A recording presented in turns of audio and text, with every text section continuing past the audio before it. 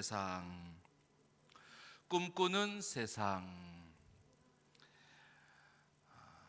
오늘 우리 한 해의 마지막 주일입니다. 근 한 10개월을 코로나 가운데, 또 아직 끝나지 않은 그러나 코로나 상황 가운데 또 마지막 주를 맞이하게 되어졌습니다. 나훈아의 테스 형이라는 그런 노래가 유행한다고 그러더라고요. 세상이 왜 이런가요? 세상이 왜 이런가 하면서 하는 그런 노래가 있다는데, 하나님께서 우리에게 주신 세상은 어떤 세상일까? 이사야 11장에는 메시아가 오신다고 약속하셨고, 1절에서 5절 말씀이, 그리고 6절에서 9절 오늘 읽은 말씀에 보면 메시아가 다스리는 세상에 대해서 말씀하고 있습니다. 메시아에 의해서 온전히 다스려지는 그 세상, 그 나라, 우리가 말하는 하나님의 나라, 천국의 모습을 보여주고 있습니다. 예수님이 이 땅에 오셔서 바리새인들도 제자들도 하나님의 나라에 대해서 궁금해했어요. 근데 그때 예수님께서 바리새인들에게 뭐라고 말씀하셨냐면, 누가복음 17장 21절에 보면 예수님이 바리새인들 또 우리에게도 이렇게 말씀하시는 거예요. 읽어봅니다. 시작. 또 여기 있다 저기 있다고도 못하리니 하나님의 나라는 너희 안에 있느니라. 예수님이 오시고 예수님과 함께하는 자는 하나님의 나라가 내 안에 있다는 거예요. 저 영원한 완전한 하나님의 나라 천국도 있지만, 예수를 믿는 자들 하나님의 나라가 이미 나에게 있다는 거예요. 그래서 우리 신학적으로 이미라고 하는 단어, already, 이미 하나님의 나라가 예수를 믿는 자에겐 있다는 거예요. 여러분, 이런 하나님의 나라가 여러분 심령 가운데 항상 있고 그 심령을 누리는 여러분 되시기를 주의 이름으로 축복합니다. 예수를 믿는 자에게는 이미 하나님의 나라가 있다는 거예요. 그리고 그런 자들은 하나님의 나라를 누리고 또 천국을 다른 사람들에게 보여주는 그런 자로 하나님이 삼으셨다는 거예요. 그래서 오늘 이사야 11장 6절에서 9절 말씀에 보면 우리가 상상하지 못하는, 아니 경험되어지지 않은 그런 세상을 보여주고 있어요. 이리와 이리 늑대가 어린 양과 함께 있다는 거예요. 그래서 6절 7절에 보면 두 절 가운데 보면 함께라고 하는 단어가 무려 5번이나 나와요. 이리와 어린 양이 함께 지내는 거예요. 또 표범과 어린 염소가 함께 누워 있어요. 누워 있다는 것은 보통 자세가 아니에요. 편안한 거죠. 편안한 거예요. 누가 나를 공격해 올 것이라는 생각을 안 해요. 그냥 마음 편안하게 그냥 누워 있는 거예요. 그것도 어린 염소가 누구 앞에서? 표범과 함께. 여러분, 표범은 먹이를 찾아서 막 잘 달리는 게 표범이잖아요. 치타, 표범, 이 고양이과들은 엄청 잘 달려요. 그래서 어떤 동물이 있더라도 그것을 쫓아가서 막 잡아 먹는 그런 것이 표범인데, 우리가 아는. 근데 이 표범이 어린 염소와 함께 있는데 어린 염소가 누워 있다네. 누워 있다는 거예요. 얼마나 편하면, 얼마나 마음이 걱정이 없어요. 염려가 없어요. 저 표범이 나를 공격할까? 그런 생각이 1도 들지 않는 거죠. 그리고 송아지와 어린 사자가, 여러분 사자는요 어려도요 사자인 거예요. 그죠? 근데 이 송아지와 어린 사자들이, 그리고 살찐 짐승들이 함께 있다는 거예요. 7절에도 보면 암소와 곰이 함께 먹고 있다는 거예요. 그것들의 새끼가 함께 엎드러져 있다는 거예요. 그러니까 다음 세대도, 그 다음에 새끼들도 그렇게 엎드려 있다는 거예요. 사자가 소처럼 풀을 뜯어먹고 있다는 거예요. 여러분, 이 모습은 현실 세계에서는 볼 수 없어요. 동물의 왕국, 여러분 보시면 막 잡아먹잖아요. 근데 그게 그렇게 또 재밌어. 사자가 막 그 뭐야, 그저 염소 같은 것을 막 잡으러 다니고 막. 근데 너무 잔인하니까 요즘엔 영상 처리를 하잖아요. 카메라가 딴 데로 가.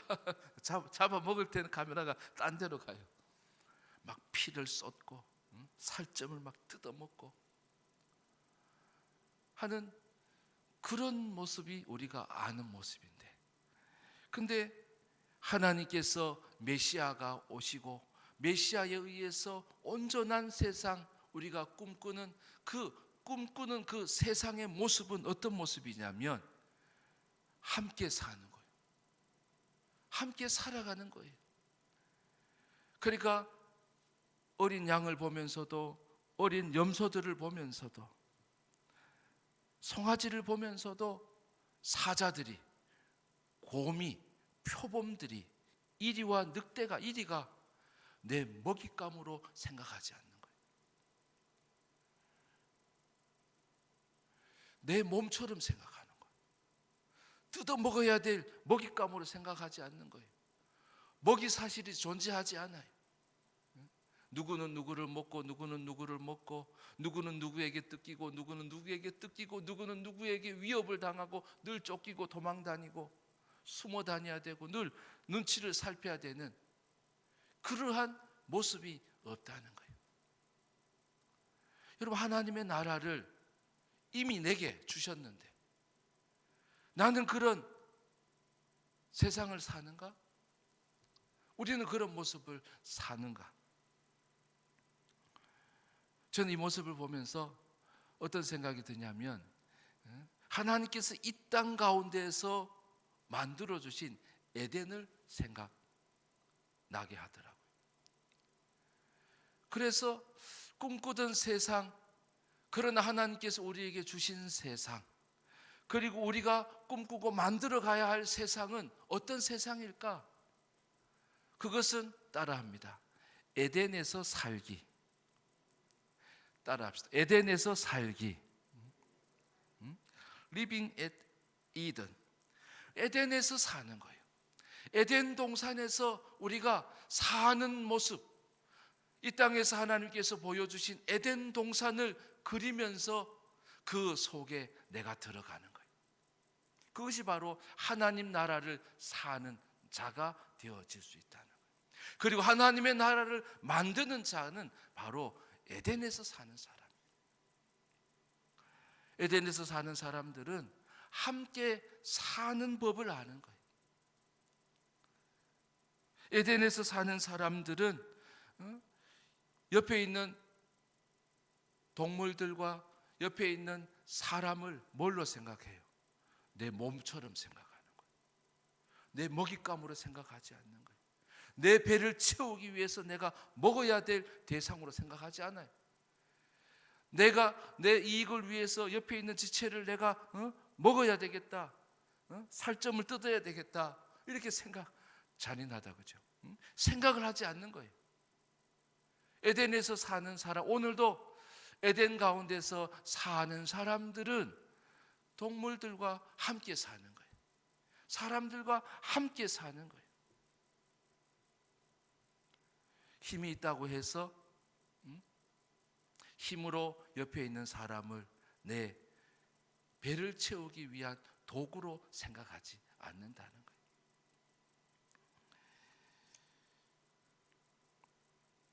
우리가 경쟁사회에 살기 때문에 사람들과 경쟁을 하면서 살 수밖에 없어요. 그런데 그 경쟁 가운데에서 내가 저 사람을 밟고 일러서야 되겠다. 내가 저 사람을 없애야 되겠다. 내가 저 사람을 해쳐야 되겠다. 여러분, 이런 생각은 에덴에서 사는 사람이 아니에요. 에덴에서 사는 삶을 누리는 사람이 아니라는 거예요. 그럼 어떻게 살아야 됩니까? 이 세상이 에덴이 아닌데 어떻게 살아야 돼요? 성경은 말씀하잖아요. 네 몸을 사랑하듯이 내 지체를 내 몸같이 생각하라는 거예요.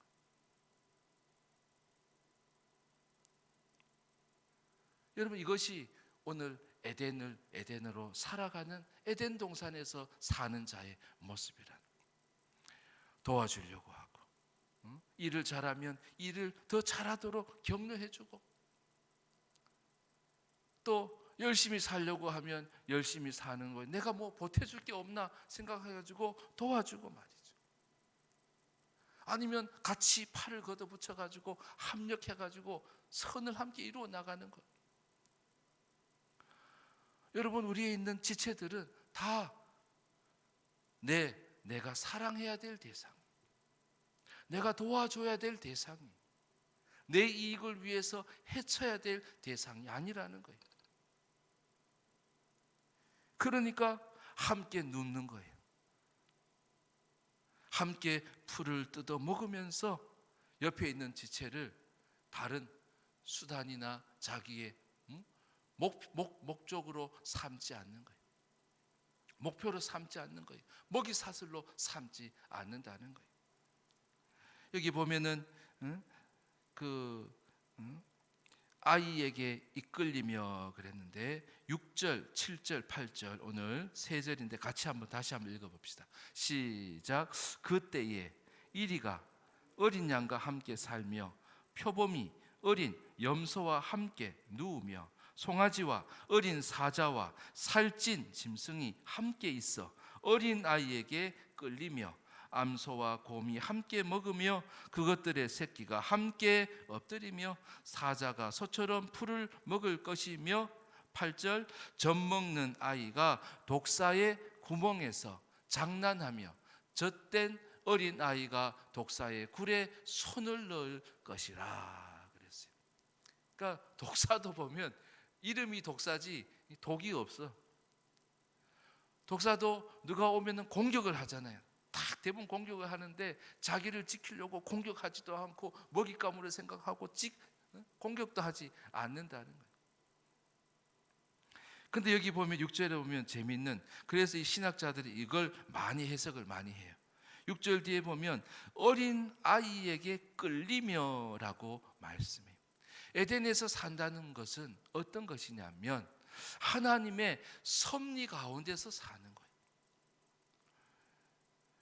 우리 어린 아이가 어떻게 살찐 짐승과 그 다음에 송아지와 어린 사자들을, 표범과 이리들을 어떻게 어린 아이가 이끌 수 있을까? 그래서 이 모습은 무엇이냐면 하나님의 창조의 원리예요. 하나님께서 동물들을 다 지으시고 이름을 사람에게 짓게 하셨어요.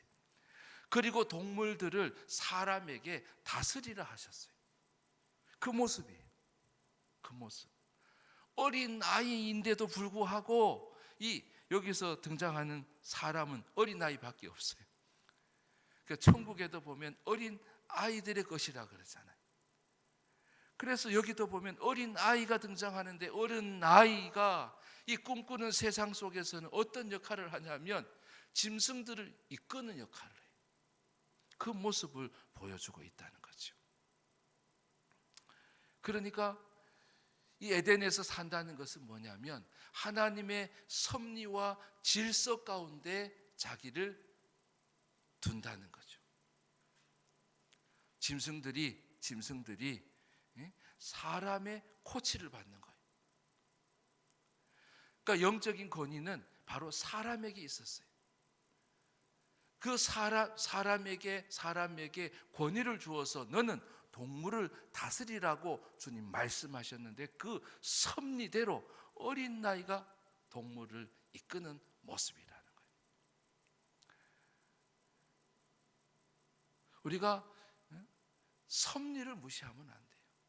여러분, 교회의 머리가 누구예요? 예수님이시잖아요. 우리는 그 몸의 지체란 말이죠. 근데 내가 머리에 가 있어도 안 되고 또 머리 위에 가 있어도 안 돼요. 교만한 거죠. 질서를 깨뜨리는 거예요. 질서 없이 사는 자라는 거죠. 그럴 때 교회는 꿈꾸는 세상을 이룰 수가 없다. 하나님의 나라를 보여줄 수 없다. 하나님의 나라는 어떠할 때? 섭리 가운데 있을 때, 영적인 질서 가운데 제 위치를 지킬 때에 바로 꿈꾸는 세상을 맛보게 되는 거예요. 교회가 꿈꾸는 세상 이것처럼 완전하진 않잖아요. 그런데 그 하나님께서 원하시는 나라를 만들어가고 그 하나님의 나라를, 천국을 보여주는 교회는 되어야 될 거 아니에요. 세상이 볼 때 야, 교회는 하나님 안 보이지만 그래도 질서가 있네, 하나님을 섬기는 그런 모습이 있네, 질서 가운데 있는 그 모습을 보여주는 거예요. 그것이 바로 에덴에서 사는 자라는 거예요. 에덴에서의 삶을 오늘도 사는 자에게 하나님은 하나님의 나라를 누리게 하신다는 거예요. 할렐루야. 그래서 하나님의 나라를 오늘도 누리는 사람은 뭐예요?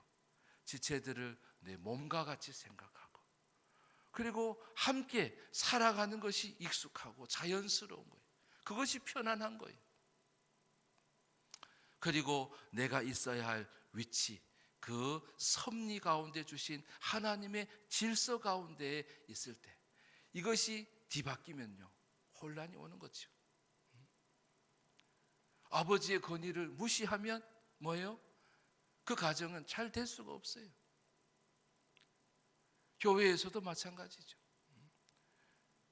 머리 되시는 주님을 섬겨야지 자기를 섬기고, 주님의 명령을 따라야지 내 안에 있는 죄된 나를 따라서 나아가다 보면 내 안에 하나님의 나라가 깨어지게 되죠.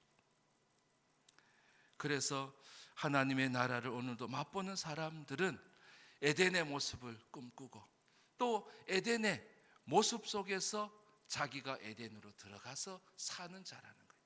따라합시다. 에덴에서 살기. 이런 에덴에서 사는 자에게 하나님의 나라는 이미 내 것이에요. 그런 자에 의해서 하나님의 나라는 오늘도 만들어 가지고 오늘도 그 나라는 확장되어 가게 하신다는 거죠. 그리고 여기 말씀에 보면 그런 모습들, 마치 에덴의 모습을 재현하는 그러한 말씀 가운데에 이러한 모습이 어떻게 이루어지는지, 또 어떻게 완성되어지는지를 9절에 보면 말씀해 주고 있어요. 그런 세상은 어떤 모습 가운데 가능할까? 9절 한번 같이 한번 읽어 보십시다. 시작. 네, 거룩한 산 모든 곳에서 해 댐도 없고 상함도 없을 것이니 이는 물이 바다를 덮음같이 여호와를 아는 지식이 세상에 충만할 것임이니라. 아멘. 내 거룩한 산, 이것은 자주 등장하는 표현인데, 내 거룩한 산은 시온산을 말하고, 그리고 그곳은 이스라엘의 수도인 예루살렘을 말하고 그곳에 성전이 있는 것을 말을 해요. 그래서 그곳에 하나님이 함께 하시는 곳, 그곳에는 해됨도 없고 상함도 없다는 거예요. 근데 이것이 물이 바다를 덮음같이 여호와를 아는 지식이 세상에 충만할 것임이니라. 꿈꾸는 세상을 보여주시면서, 그죠? 그 꿈꾸는 세상 가운데, 그 세상 가운데 충만한 것이 있는데, 물이 바다를 덮음같이 무엇이 충만한가? 여호와를 아는 지식이 충만하다는 거예요. 여호와를 아는 지식으로 충만하여서 여호와를 아는 지식으로 사는 자들, 하나님이 어떤 분이신지를 잘 알고 사는 자들에 의해서 어떤 나라가 꿈꾸는 세상이 경험되어진다는 거예요. 하나님의 나라를 살게 되고 하나님의 나라를 이루는 자들은 바로 그런 자들이라는 거예요. 여호와를 아는 지식이 충만한 사람이라는 거예요. 그래, 이런 사람들은 뭘로 살겠어요? 하나님을 믿는 믿음으로 사는 거예요. 따라합시다. 믿음으로 살기. 많지는 않으시지만 좀 큰 소리로 시작. 믿음으로 살기. 감사합니다. 가정에서도 소리 내서 하세요. 우리 가정에 믿음으로 사는 가정이 되게 해달라고. 에덴을 만들어가고 에덴을 사는 그런 가정이 되게 해달라고. 여러분, 비대면 가운데에도 여러분 이것이 최선이잖아요. 지금 이 최선으로 드리는 그것에서 여러분 최고의 예배를 하나님이 원하시는 거예요. 그래서 사람을 의식하지 않고 오직 하나님만 바라보는 예배. 할렐루야. 오직 하나님 임재 가운데 가정에서도 예배를 드릴 수 있다면, 여러분, 하나님은 그 예배를 최고의 예배로 받으실 줄 믿습니다. 꿈꾸는 세상, 오늘도 하나님의 나라를 이미 맛보고 누리는 사람들은 하나님을 아는 지식이 충만하여서 그 하나님을 믿는 믿음 가운데 사는 자라는 거예요. 하나님은 어떤 하나님이신가? 여러분이 믿는 하나님은 어떤 하나님이신가? 그리고 오늘도 하나님의 나라를 누리는 그 사람들은 하나님을 믿는 믿음으로 사는 사람인데, 첫째는 상 주시는 하나님을 믿는 자예요. 따라해 보세요. 상 주시는 하나님. 하나님이 내가 보이는 곳에서 보이지 않는 곳에서 믿음으로 행할 때에 하나님이 기뻐하시고, 그리고 믿음으로 살 때에 하나님께서 내게 상을 주시지. 마태복음 25장에 보면 달란트를 주시고 나중에 주인이 와서 뭐예요? 결산을 하잖아요. 그래서 결산을 한다는 얘기는 다른 말로 심판하시는 거예요. 하나님 우리를 구원하시고 구원받은 백성으로 이 땅을 살게 하시고, 그리고 우리에게 믿음을 주셨는데 그 믿음으로 살아서 하나님 앞에 갔을 때, 주님 앞에 섰을 때, 하나님 심판 가운데 섰을 때에 우리가 하나님께 내어드릴 것, 보여드릴 것이 있냐 말이에요. 근데 오늘도 하나님의 나라를 누리는 사람은 하나님이 내게 상 주실 분이시지, 하나님께서 내게 상을 주실 분이시라는 것을 믿고 오늘도 믿음 있는 삶을 사는 거예요. 여러분, 예수를 믿다 보면, 믿음으로 살다 보면 수모를 당할 때도 있어요. 근데 그 수모를, 내가 믿음으로 살다가 당하는 수모는 뭐예요? 감내해야죠. 감내해야죠. 그래서 히브리서 11장 26절에 보면 그리스도를 위하여 받는 수모를 애굽의 모든 보화보다 더 큰 재물로 여겼으니, 그리스도를 위하여서 받는 수모를 더 큰 재물로 여겼다는 거예요. 내가 예수를 믿다가 또 믿음으로 살다가, 그리고 교회를 나가려다가, 교회를 나가겠다고 하다가 매를 맞기도 하고, 성경책이 불타버리지기도 하고, 찢겨지기도 하고, 그리스도를 위하는 그 수모 앞에서 내가 물러서 버리면 안 돼요. 그때 무슨 생각을 해야 돼요? 아, 이것이 바로 모든 보화보다도 큰 재물이로구나.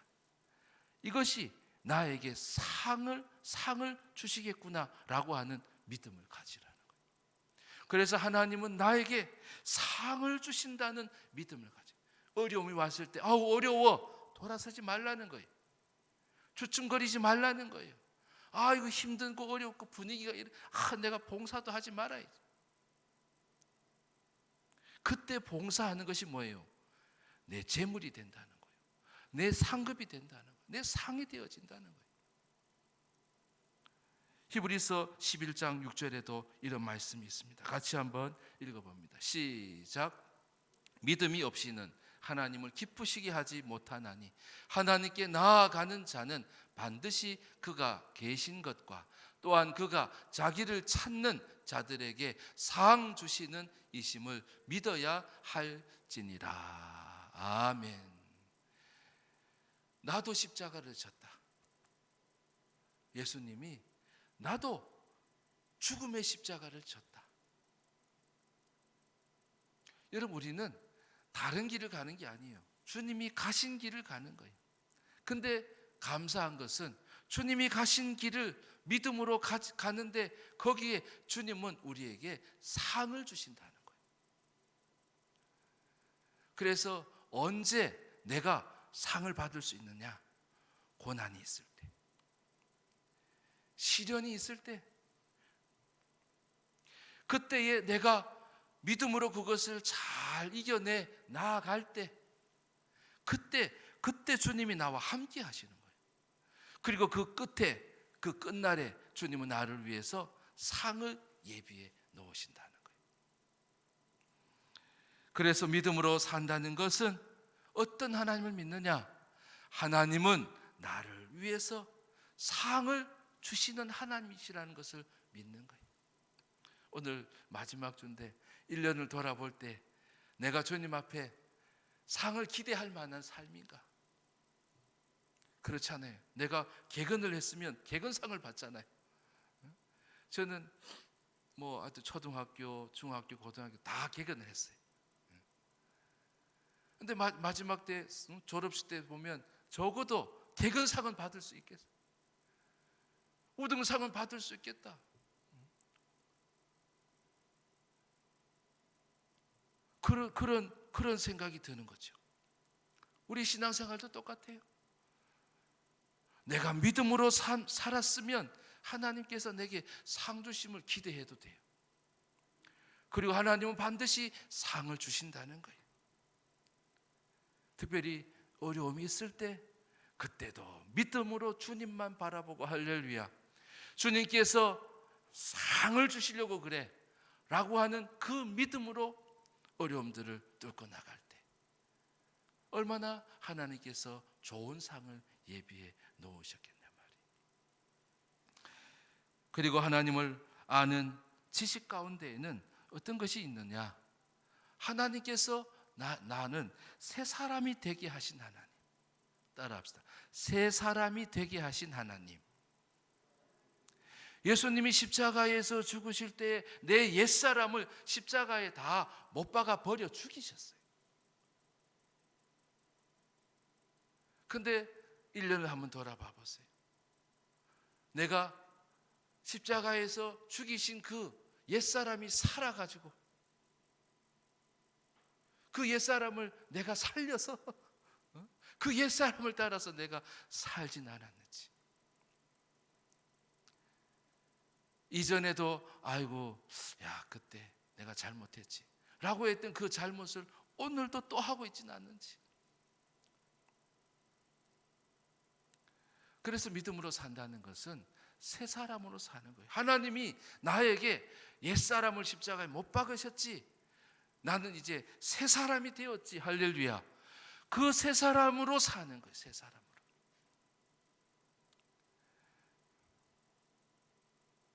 김윤신인가요? 그런 이야기 했잖아요.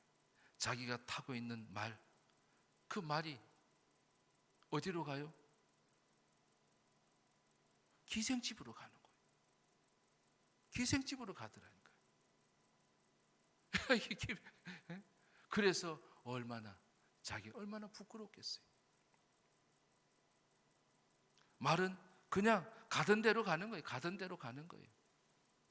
늘 가던 길로 가는 거예요.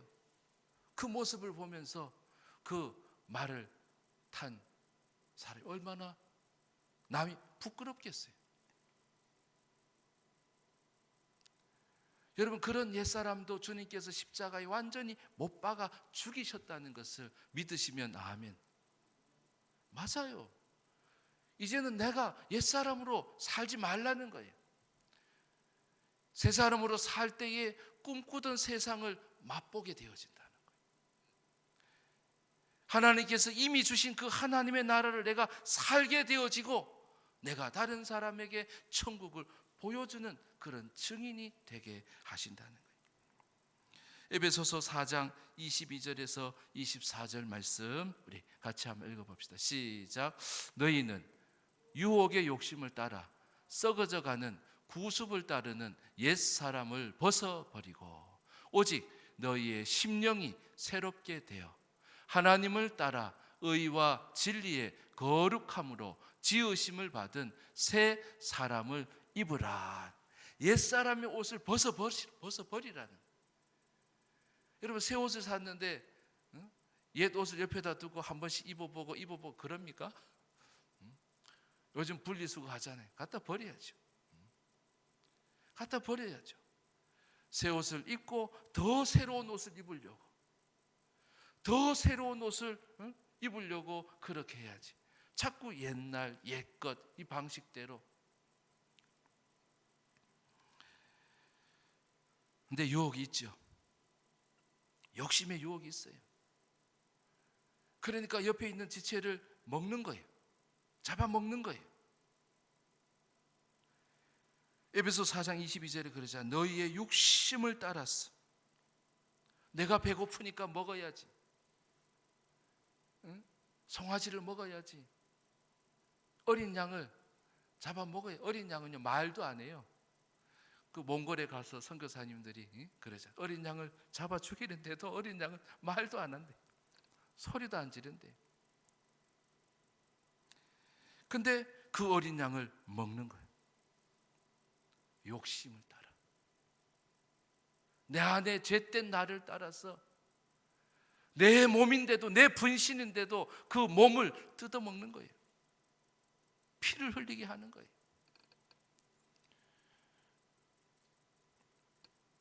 뭐 때문에? 유혹의 욕심 때문에. 썩어져가는 구습을 따라서 가는 거예요. 옛 습관을 따라서 간다는 거죠. 잘라버려야 돼요. 그죠? 없애버려야 돼요. 아까 그 말도 마찬가지. 그런 말을 새롭게 길들여야 되겠죠. 새롭게 길들여 가는 것. 그것이 바로 새 사람으로 사는 거예요. 야, 이런 세상이 있을까 싶은 이 땅의 에덴과 또 주님이 다시 오시는 그때에만 이루어질 수 있는 그런 세상을 오늘 우리에게 보여주고 있어요. 그래서 꿈꾸는 세상이에요. 그럼에도 불구하고 오늘 우리에게는 이미 너희에게 하나님의 나라가 있다라고 주님은 말씀하셨어요. 누가복음 17장의 말씀처럼. 그렇잖아요. 내가 예수님의 다스림을 받는데 그 나라가 어떤 나라게요? 하나님의 나라죠. 주님이 우리에게 주시고자 하시는 나라죠. 물론 이 세상 가운데 완전한 나라는 아니에요. 그러나 적어도 성도들은, 적어도 이 땅 가운데 천국의 모형인 교회는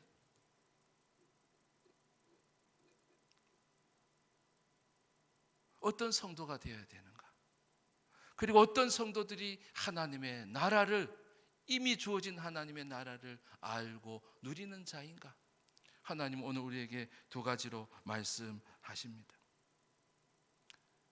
에덴을 기억하라. 에덴에서의 모습을 기억하고 너는 에덴으로 들어가 사는 자가 되라고 말씀하시는 거예요. 그 세계는 어떤 세계예요?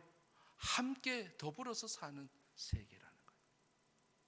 그리고 하나님의 섭리와 질서 가운데 있는 에덴이라는 거예요. 그리고 너희들은 바로 믿음으로 살라고, 하나님을 아는 지식이 충만한 그 삶이 너의 삶이 되라고 말씀하시는 거예요. 적어도 오늘 우리에게는 두 가지로, 너는 하나님께서 상 주신다는 그 하나님을 기억하고 살라는 거예요. 적어도 이 세상에서는 개근상을 못 받고 우등상을 못 받고 장학사의 상을 못 받았다 할지라도 나는 하나님이 주시는 믿음의 삶은 받아야지 라고 하는 그러한 여러분, 그 여러분이 바로 꿈꾸는 세상을 경험할 수 있는 자라는 거예요. 옛사람이 아니라 이제는 새 사람으로 살겠습니다. 한 해를 보내면서 또 송구영신 또 새해를 맞이하면서 여러분, 하나님이 우리에게 주신 그 나라가 여러분의 심령 가운데 또 우리 교회 공동체도 그런 천국을 보여주고 천국을 맛보고 적어도 누리는 그런 교회로 여러분 함께 세워가는 우리 모두가 되어지기를 주의 이름으로 축원합니다. 기도하겠습니다.